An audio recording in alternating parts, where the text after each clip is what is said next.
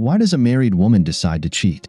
A woman who has a good home, a loving husband, and 2 wonderful children. After 15 years of a happy marriage. Why? I kept asking myself this as I read the private investigator's report and looked through the photos included in it. Why? I kept asking myself, and the only thing I could come up with was that she had some kind of mental breakdown. Did she love him? According to the report, they met only for sex. No sane woman would risk everything she has for a few minutes of sinful pleasure. Mental illness. That's the only explanation I could give as the tears streamed down my face. The detective left me alone in the empty office to read the report, knowing I would need privacy to process what was written and deal with the emotions it would inevitably stir. I went through the photos and noticed how shamelessly she was indulging in sex with her lover. I recognized him as Chad Wilkins, an employee at the real estate agency where she worked as an agent. They met a couple of times a week at Motel 6 by the interstate and sometimes in our home, in the guest bedroom. That's where he got the pictures. So there would be no issues with privacy when it came to the divorce court. When the detective first saw them entering our house, he installed mini cameras and audio tapes in various rooms. Now I had to figure out how and when to handle it. I was firmly resolved that I would have to divorce her. I could not bear the thought of her cheating on me and expecting me to turn the other cheek. My name is Frank Noland. I'm 43 years old, and I manage a supermarket. The job sometimes requires long hours away from my family, and perhaps that contributed to my wife losing her way, I thought. But damn it, that wasn't a reason I could accept. My wife's name is Joan. She's 42. We met in college, and from our first date, no other woman existed for me. I loved her and trusted her throughout our married life. As I mentioned, she works as a real estate agent and spends a lot of time out of the office, as does Chad, and I think that's what gave them the opportunity to carry on their affair. Chad is around our age and is married to Mona, a very nice, pleasant woman, and they also have 2 children about the same age as ours. I met them at various family events hosted by the real estate company and always thought they were a good family. I thought the divorce could be handled very amicably, citing irreconcilable differences as the reason, if she agreed to cooperate. We earned about the same, so there shouldn't be any alimony, and if our 14-year-old son Jeremy moved in with me while our 12-year-old daughter Kim stayed with her mother, there wouldn't be any child support either. The house would have to be sold, and all the assets divided equally. If she didn't agree to this, I would threaten her with a divorce for infidelity, and the report with all the photos, audio recordings, and videos would be made public. I thought about Chad and how this would affect his family, but I didn't know yet how to deal with that issue. I figured when the time was right, I would take the evidence I had and give it to his wife, leaving her to decide what to do. I knew it would devastate her as much as it had devastated me, but she deserved to know the truth about the man she was married to, and I wanted revenge for what he had done to my family. At that moment, there was a knock on the door, and the detective walked in. "How are you doing, Mr. Newland? Do you have any questions about the material?" "No, probably not. Everything here is just as I expected," I replied sadly. "Would you like to watch the videos or listen to the audio recordings? It might give you a better idea of how things unfolded." "No, thank you. I don't want to see anything more than what's already shown in the photos," I replied. I really couldn't accept what I had seen, as she had completely given herself to another man. So I stood up and prepared to leave. On my way out, I wrote the detective a check for the remaining balance and, taking his report with the photos, audio, and video recordings, walked out of the office. Stopping in a park not far from our home, I reflected on the events that led me to uncover my soon-to-be ex-wife's infidelity. I didn't want to enter the house we once called home because I could no longer think of it as our home. It was just a place where we ate and slept. I decided I would try to keep the family together as long as possible for the sake of the kids, as they needed stability. Joan is an attractive woman and stays in shape through exercise and activities related to her job. She's by no means slim after having children, but I noticed she had lost a little weight and seemed very tired lately, which I attributed to a new diet. She still seemed very sweet to me. Our sex life had been frequent until a few weeks ago and very loving, though mostly gentle, sticking to the missionary position and rarely or never exploring other kinds of sex. I had thought about talking to her about spicing up our sex life, but always feared how she might react to some of my fantasies. I didn't immediately realize that the frequency of our sex had decreased, but looking back, I can see that she didn't want to have sex with me on the days she was with Chad, but the rest of the time, our lovemaking continued as usual. It wasn't until I accidentally saw the bank statement for her personal card and notice charges at our local Motel 6 that I became suspicious and decided to investigate. The result was the private detective's report. Maybe I should have confronted her about it right away, but if she was cheating, I wanted it documented. It was very expensive, and I had to dip into our retirement savings to pay for it. I figured that if what I suspected turned out to be true, I wouldn't need to worry about growing old together. What bothered me the most was that she never seemed to change her loving attitude toward me, even while she was having an affair. I wondered how she could be so two-faced, acting as if nothing in her life had changed. She must be a good actress, I thought. From what she did with Chad, it was clear she had lost her love and respect for me as a husband and lover, and she had to be punished for her deceitful behavior. As I sat in the park, the same one we had taken our children to so many times as they grew up, I felt my eyes fill with tears again, and my thoughts drifted back to the 15 years I had believed were a perfect marriage. How could she have given up so easily? I quietly sobbed, leaning my head back on the park bench until I finally pulled myself together. Another thought came to mind. If she truly has a mental illness, could I stay with her? Our wedding vows included the words, "in sickness and in health." Mental illness is a sickness. Could I stay in the marriage to honor that vow if she ended her affair? But the wedding vows also included the words, "and forsaking all others," and she certainly hadn't done that. I decided that I could never trust her again, and if I couldn't trust her, even if it was caused by illness, I couldn't live with her. How could I keep an eye on her while also working? So divorce was the only solution. Then I considered how to handle the divorce with minimal impact on the children and without a serious confrontation with her. But first, I needed to find and talk to a divorce lawyer. Using my cell phone, I called our attorney to get a recommendation. Jerry was surprised when I told him what I needed, but he gave me a name, Ron Jenkins, and a phone number. Before hanging up, I asked him to rewrite my will, excluding Joan and naming our children as the sole beneficiaries. I immediately called and scheduled a meeting with the divorce lawyer for the next morning. I then decided to return home and try to act normal for a few more days. When I got home, Joan hadn't arrived yet, but the kids were already back from school and doing their homework. I was proud that they had trained themselves, with a little help, to start on it as soon as they got home from school. "Dad," Kim asked, "what are you doing home so early?" "I had some errands to run, and after that, I just came home to check on you guys." "Oh, Dad, you know how hardworking we are," she replied with a mischievous smile as we hugged. She was a wonderful daughter, and I knew I would miss her when I parted ways with her mother. "Oh, right. Has your mom come home yet?" "No," she called and said she had a showing and would be a little late. "She's bringing home Chinese for dinner." "Sounds good. Is Jeremy upstairs in his room?" "Yep." As I went upstairs and knocked on Jeremy's door, I wondered if Joan had met with Chad that afternoon at Motel 6. I had all the information I needed for the divorce, so I was no longer tracking her affair. Jeremy opened the door, and I ruffled his hair and hugged him. "What's up, Dad?" "Nothing, Ja. Just letting you know I'm home. How's school?" "Good. No complaints." We chatted for a few more minutes, and then I went downstairs and made myself my favorite drink, whiskey on the rocks, while waiting for Joan to come home. She arrived about half an hour later, looking a little tired and pale, even slightly grayer, and due to her recent weight loss, her dress hung loosely on her. She went upstairs and called Jeremy for dinner before turning to me with a smile that lit up her whole face. "How was my dear husband's day?" she asked, kissing me on the cheek. "Great," I replied, kissing her back. "Are we grumbling about something today?" she asked, with a questioning look on her face. "No, I'm fine, honey. Just a stressful day," I answered, trying to sound a bit more cheerful. She looked at me with a strange expression, almost guilty, or so it seemed to me, then turned and walked back to the kitchen.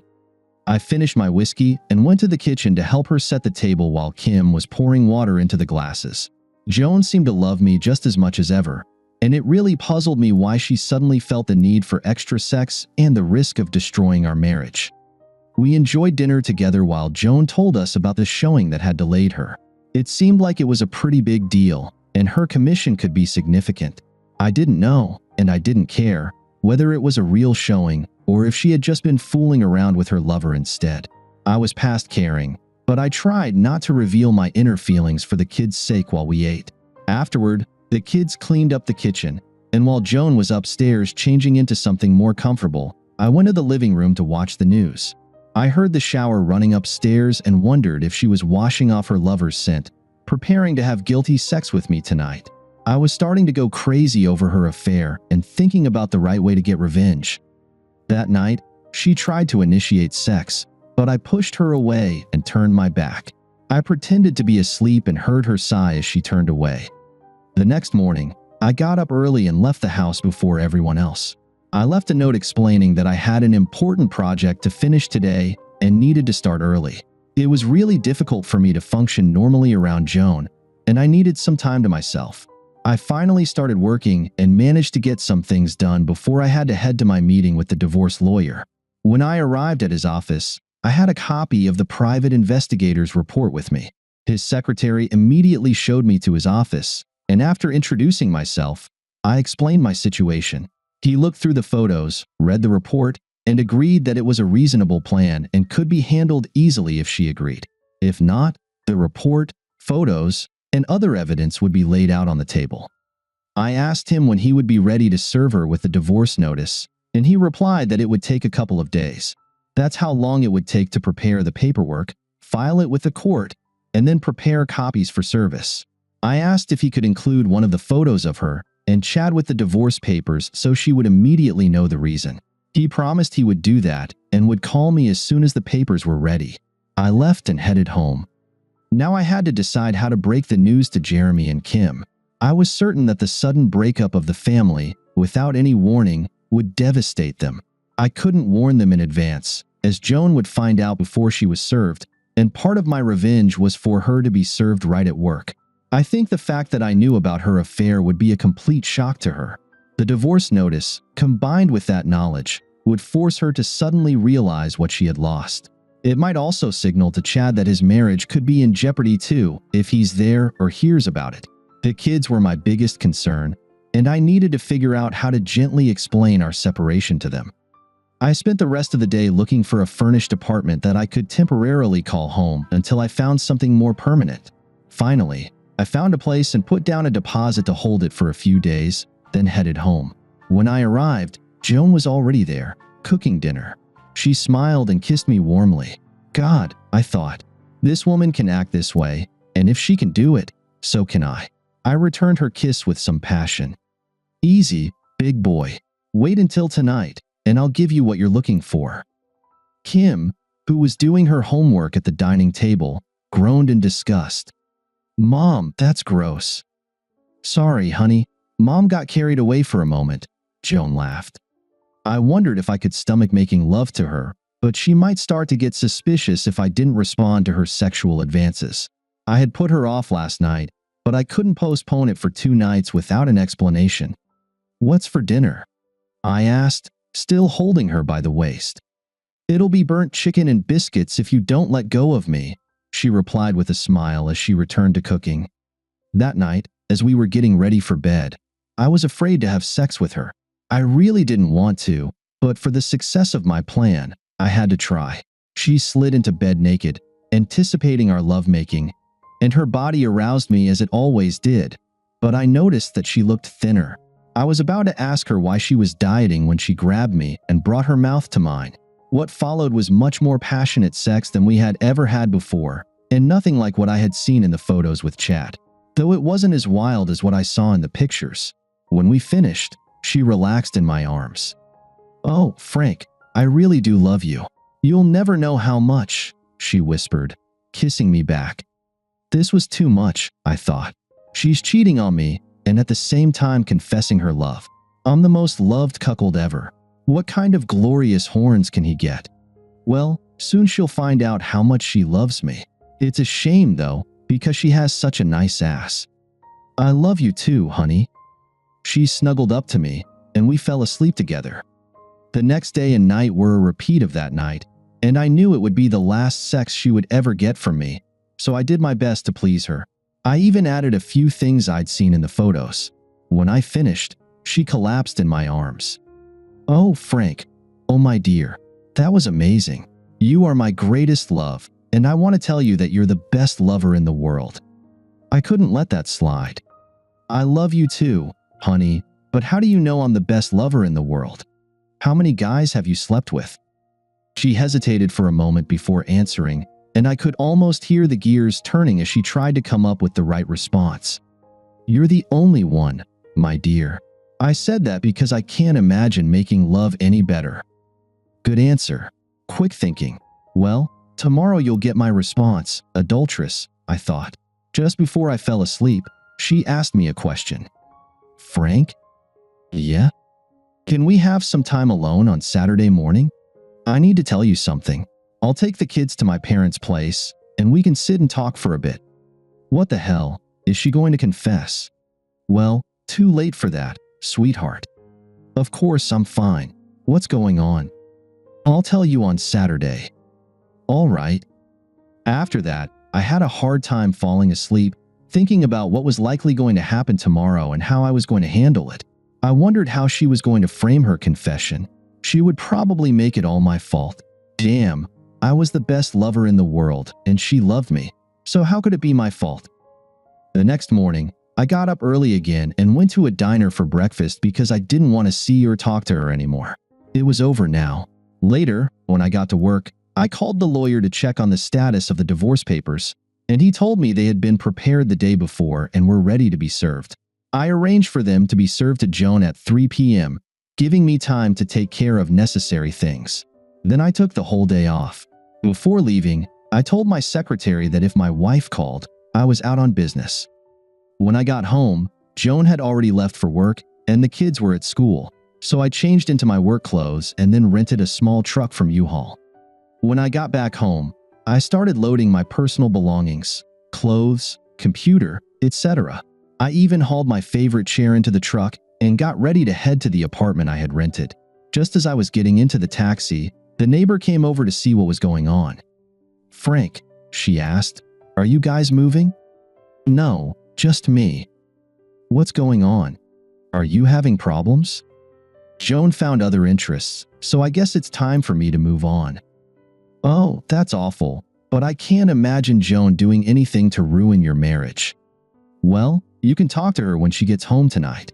I'm not sticking around. See you, Alice." I drove off, leaving her with a puzzled expression on her face. I knew that by the end of the day, most of the neighbors would have heard that Joan had cheated on me, and I had left her. Alice was the neighborhood gossip. After unloading the truck at my new place, I returned it and picked up my car. When I got back to the apartment, I tidied up, took a shower, and changed clothes. After lunch, I went to our bank, withdrew half the money from our joint account, and transferred it to my own account. Then I spent a couple of hours taking care of insurance and other things that needed to be updated. At 2:30, I drove to the middle school where the kids studied and waited for them to come out. It took a few minutes to pick up the kids before they got on the school bus, and both of them were puzzled by my presence as we headed home. "Why did you pick us up, Dad? What's going on?" Kim asked. "I'll tell you in a minute, sweetheart," I said as I pulled into the park near our house and parked the car. Kim was sitting in the front seat next to me, and Jeremy was in the back when I turned to face them. Both looked very confused. "Kim, it's very hard for me to tell you this, but I've left your mother. You'll be staying with her until we figure out custody, but I have my own apartment now, and I won't be living at home anymore." "Why, Dad?" Kim exclaimed, tears in her eyes. "Why can't you be with us anymore?" Jeremy just muttered, "Oh, damn," and turned away so we couldn't see his tears. "I'm really sorry, guys, and I can't explain the reason, but you need to remember that we both love you and will always be there for you. You'll both need to support your mom and be there for her, but our marriage is broken, and I don't think it can be fixed. We'll still be your mom and dad, but we won't be together." Now Kim was openly crying, and I reached out and tried to hug her over the console. It was unbearable to see my little girl cry. Why did Joan do this to us? I asked myself. Look at what she's doing to our kids. Finally, a bit of calm returned, and I drove them back to the house where I no longer lived. Before leaving them there, I hugged them both. Tears were still running down their faces, and mine too. You guys go and do your homework and try to keep your minds busy. Mom will be home soon, and I don't think she'll be too happy, so be ready to support her. If you need anything, you can call me on my cell, and I'll call you on yours to check on how you're doing. I'm really sorry about this, but sometimes things happen that we have no control over, and this is one of those times. I left them and headed to my place. Glancing at the clock, I saw it was already past 3. Joan should have received the bad news by now. It was around 5 p.m. that same day when my cell phone rang. I checked the caller ID and saw it was a relative calling. With some hesitation, I picked up the phone. Hello? Frank? I heard my father-in-law, Sam, speaking. Yes, Sam. What can I do for you? I liked Sam. We had always gotten along well. Frank, Joan is in the hospital. In the hospital? Yes, they brought her in from work. She collapsed there a couple of hours ago, right after she was served the divorce papers. She asked us to call you. What the hell is going on, Frank? Sam, she was cheating on me, and I found out. Oh damn, are you sure? That doesn't sound like her. I have a private investigator's report, photos, videos, and audio. It's all clear. Oh damn, this is going to destroy her mother. How is Joan? She was in severe shock, but I also found out something else. She's dying. The words, she's dying, seemed to stun me for a moment before I responded, asking for clarification. What do you mean, she's dying? She has terminal pancreatic cancer. She only has a few weeks left to live. My God, I didn't know that, Sam. She never told me. How long has she known? She's pretty sedated, but she managed to say about 3 months. She's really distraught. Can you come to the hospital? I think she wants to see you. My mind was in turmoil. Joan in a terminal stage? What was I about to do? Damn, I already told the kids I was leaving her. The kids, oh damn, they're home alone. I'll come as soon as I can, but I need to take care of the kids. They're home by themselves. Where are you? I'm at my apartment. You planned this in advance? Yes, I wanted her to feel the same pain she caused me. I loved that woman and trusted her. There's no excuse for breaking the vows we made before God. I think I can understand that. Now I need to get home. How long are they going to keep her there? At least overnight. They want to monitor her. Is it okay if I bring the kids tonight? I think she'd prefer they stay away. She'll be going home tomorrow, and she'll be able to handle it better then. Are you coming here tonight? It's a mess. I don't know what to do now. I'll have to stay with the kids tonight. Tell her we'll talk tomorrow. I'll take the kids to school, and then I'll come to see her. Okay, Frank. I'll tell her. We'll stay with her until she falls asleep. After hanging up, I got into the car and headed home. While I was driving, my phone rang. It was Kim calling. Hi, Kim. Dad, Mom isn't home yet. Did something happen to her? I'm on my way home now, sweetheart. I'll explain everything when I get there. It'll just take a few minutes. Okay, see you soon. God, what am I going to tell the kids? This was such a mess. Why didn't she tell me she was terminally ill? Maybe that somehow explains why she had the affair. She must have started it after she got the diagnosis. No wonder she was losing weight and always feeling tired. As I pulled up to the house, Kim ran out to greet me. Jeremy stood in the doorway, watching. Dad, where's Mom? She's in the hospital, sweetie. She fainted, and they took her in for some tests. Grandpa Sam called, and she's fine, so don't worry. We'll see her tomorrow when she comes home. They're just keeping her overnight to make sure she's okay. I took her hand, and we went inside. I put my arm around Jeremy's shoulders to comfort him. He seemed to appreciate the gesture. How about we go out to eat somewhere, guys? After dinner at our favorite pizzeria, we came back home. I called Sam to check on Joan, and he said she was sleeping peacefully and that they were getting ready to head home. I told him again that I would come by in the morning and bring her home.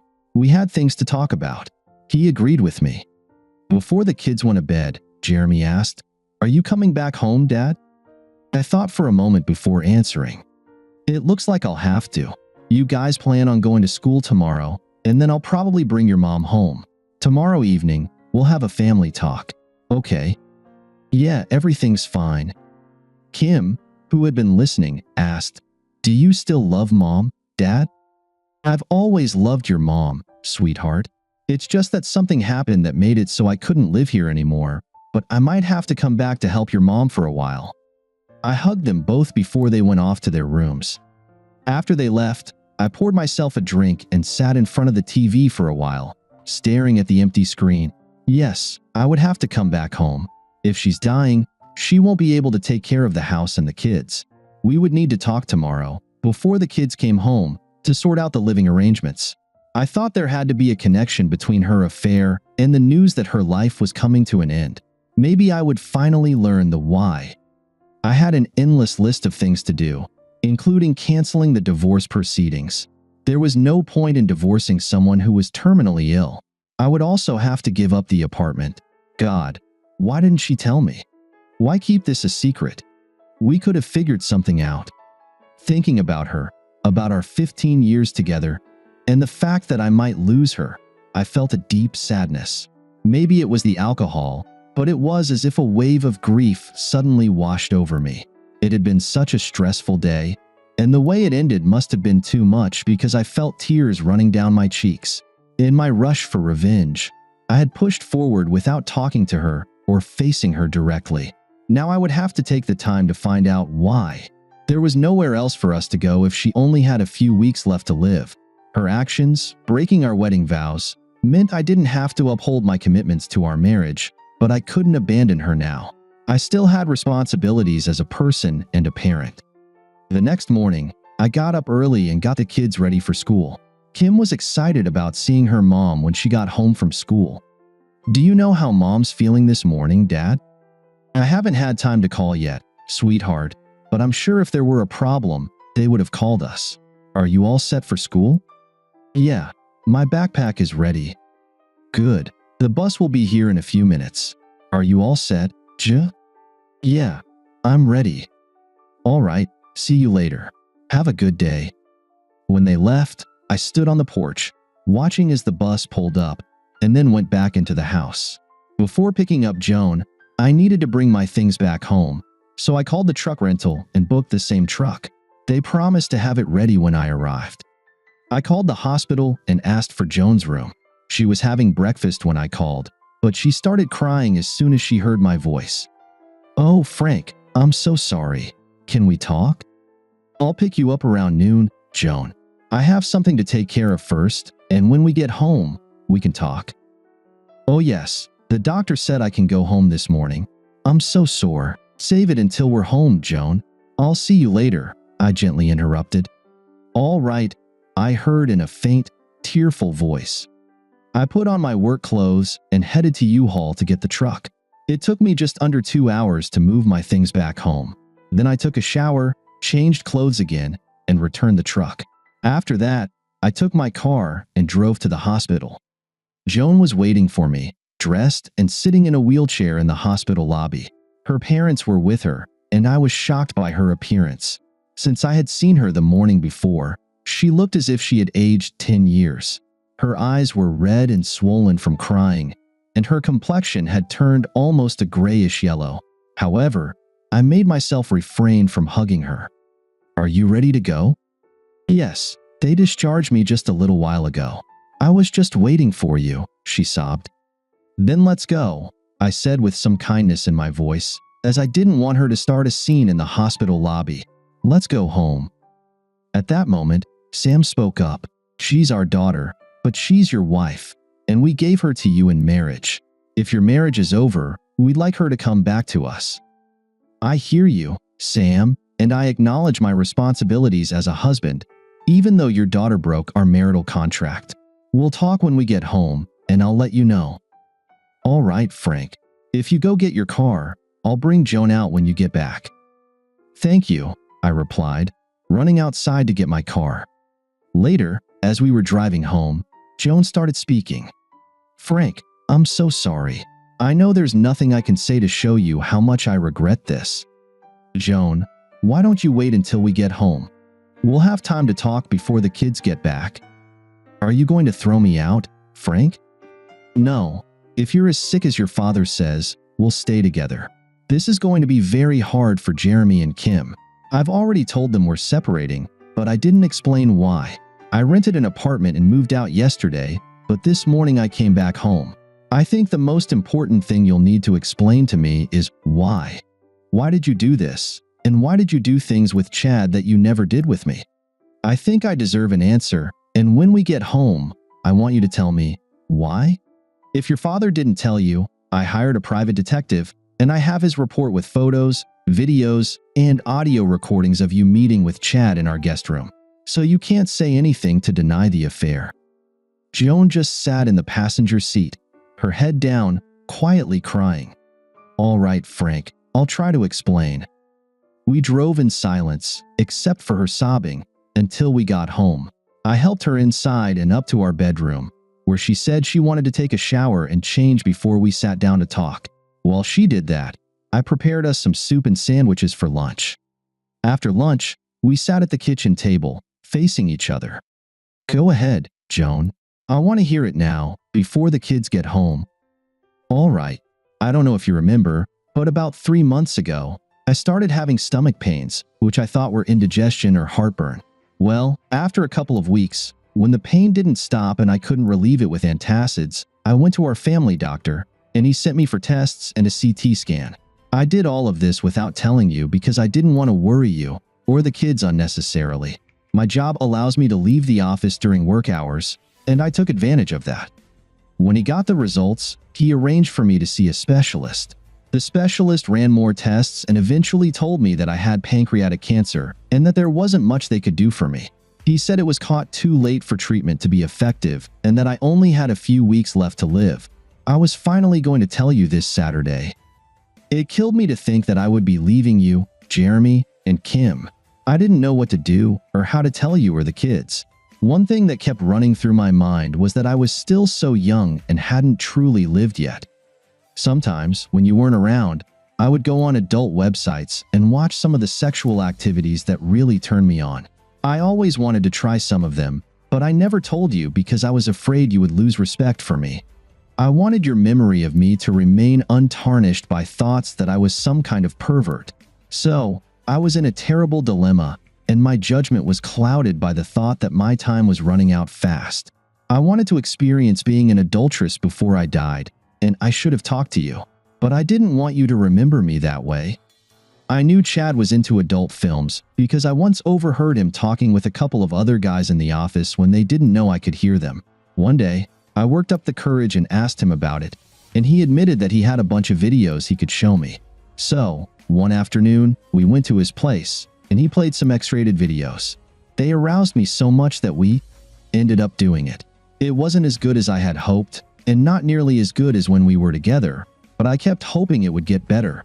We even did it in our guest room a couple of times. As you know, I would never let him in our bed.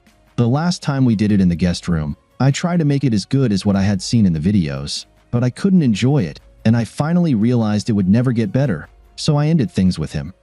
I know I acted terribly selfishly, not thinking about you or our children. My only excuse is that when I found out I only had a few weeks or months to live, my mind went blank and I could only think about myself.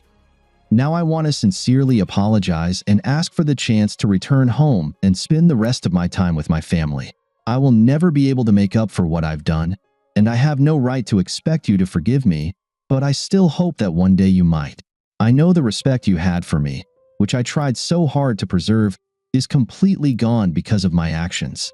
When I started the affair, I hoped I could act like an adulteress and keep it a secret because I knew if you found out, you would leave. I'm ready to accept any punishment you deem fit because I need to cleanse my soul of the sins I've committed. You are the only one I love and respect more than anything in the world, and I need your punishment as my absolution.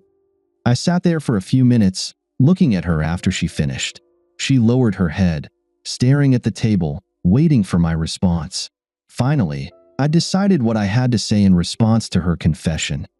Joan, I'm so disappointed by what you did and by the fact that you didn't come to me, completely shutting me out of your thoughts and your life. I can understand the shock of being told about your impending death, but cutting me off completely because you wanted to do something you were afraid I would find offensive is beyond my understanding. I would have agreed to anything you wanted. My love for you would have outweighed any thoughts of holding back from anything you needed. I'm your husband, and when we married, we became one, with love as the binding force holding us together. I should have been there to support you in everything you wanted to do. It seems almost funny now, but during our marriage, I wanted to try different kinds of sex with you, but I was afraid you would reject me and lose respect for me. Now I know we had the same desires, but we never told each other, and this is where it has led us. As they say, that's all water under the bridge now, and yes, I want you to stay here, at home, with us for as long as possible. You made a terrible mistake, one I'm struggling to forgive, but now I understand the reason behind your actions a little better, and maybe that will help me cope with it. Perhaps you should sleep in the guest room until the dust settles a bit. I'll probably need to hire someone to come in and do the laundry, cooking, cleaning, and so on. We might eventually have to convert the dining room into a bedroom for you when you're no longer able to climb the stairs, but I'll take care of that later. Thank you, Frank. I appreciate being here with my family, and I'll try not to be a burden. I don't want you to think that you'll be a burden. This is our responsibility, and we will do everything necessary to support you. You're my wife, and you're their mother, and nothing, neither time nor money, will be wasted. Thank you, dear, she said, gently reaching across the table to take my hand. When the kids find out about your condition, it will be hard for them. My decision to leave you has already hit them hard. I told them we would have a family meeting to discuss everything when they get home from school. Her face grew sad again as she thought about our children. I guess we need to do that. They're old enough, but this will be tough, especially for Kim, she admitted, continuing to hold my hand. I didn't pull away from her. The meeting with the kids took place shortly after they got home from school.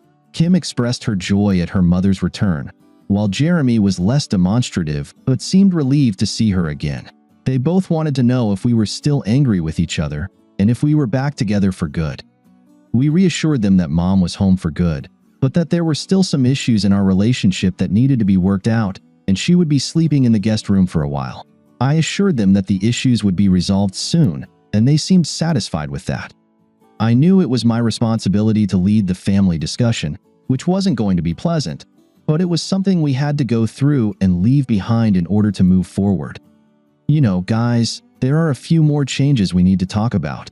Your mom won't be going back to work. She'll be staying home, and we'll all need to help her as much as we can. Soon, we'll hire someone to come and help while I'm at work and you're at school, so Mom won't be alone. Kim, initially confused, was the first to speak. Are you sick, Mom? Joan, sitting next to Kim, wrapped her arm around her shoulders. Yes, sweetheart, I'm sick and it's going to get worse. Kim's eyes widened as she realized what her mother was telling her. What is it, Mom? It's cancer, and it can't be cured. You're not going to get better? The realization dawned on Kim's face, and I heard Jeremy mutter, "Oh, damn." Tears welled up in Kim's eyes and began streaming down her cheeks. Are you going to die, Mom? Yes, that's right. We all die someday, and my time has come early. God is calling me home to be with Him. Kim turned, buried her face in Joan's shoulder, and hugged her around the neck, crying. I don't want you to die. You can't die. I won't let you. Joan held Kim as I turned to Jeremy. Tears ran down his cheeks as I pulled him into a hug. What's wrong with Mom? He choked out. Cancer, pancreatic cancer. There's nothing they can do. Needless to say, there was a lot of crying and praying over the next hour before any sort of reluctant acceptance was reached. Kim still refused to believe that her mother was going to leave her, and I knew she would need strong support from another woman when Joan was gone. Finally, in an attempt to restore some semblance of normal family life, I called and ordered pizza. Kim sat on her mother's lap, hugging her tightly and sobbing. while Joan tried to comfort her as we waited for the pizza to arrive. I was amazed at how well Joan was holding it together, but I knew she was a good mother and would be there for her kids as long as she could. Tears were running down my cheeks as well. After a couple of days, we had somewhat come to terms with our situation. Our parents, brothers, and sisters had been informed, and they gathered to offer support. Joan's mother, Marge, moved in with us and took over the household duties. Naturally, Joan had to give up the guest room to her mother, and I was glad about that. I missed having her in our bed and realized that making her stay in the guest room was just petty revenge on a terminally ill woman, and I couldn't justify that to myself. The first night we spent together was unforgettable. There were no longer any boundaries that had haunted us throughout our married life, and Joan was deeply remorseful and wanted to make it special for me. My emotions were conflicted because she had done some of these things first with another man during our marriage. Still, I thought about how little time she had left. Knowing her love for me and our 15 years of marriage, I decided to give her the intimacy, both in lust and in love, that she craved. Her body was thinner, but she was still beautiful when she came to bed. What started as a soft kiss soon turned into something much more passionate. We shared an intense and deep connection, something new between us. It was one of the most exciting experiences we'd ever had together. She was catching her breath, tears in her eyes, and I became concerned. "Are you okay, love? Should I stop?" "Oh no, don't stop. I feel so happy. Please keep going." A soft sound escaped her as we continued, and she looked at me with such adoration. That was wonderful, so wonderful. We said things we had never spoken before, completely free in that moment, and it felt like nothing was holding us back. Our connection reached a new height, and I felt an overwhelming sense of joy. As we relaxed, I gently kissed her lips, and she began to cry. "Oh, my dear husband, I've never felt anything like that before. I was so foolish not to come to you sooner. I'm so sorry," she said through tears. "My love, I also should have shared my thoughts with you. If I had, maybe things would have been different. Let's just focus on the time we have left together." We had a few more moments like this, but after a couple of weeks, her energy started to fade as the illness progressed. I held her close as she rested, regretting the time we had lost by not opening up to each other sooner. I forgave her for the past, understanding that in her situation, anyone might have made similar choices.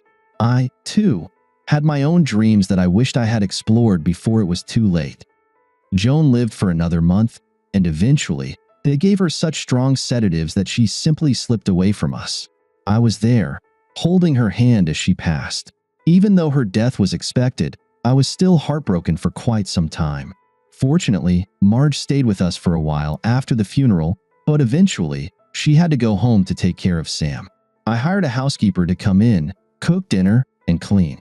The kids and I learned how to do laundry, so we've managed to get by. Before she died, Joan told me to find another wife, because Kim needed another woman she could trust and who would guide her, and I needed a companion too. I'm still looking, and I'm still thinking about whether or not to ruin Chad's happy home. I'll let him sweat a little longer.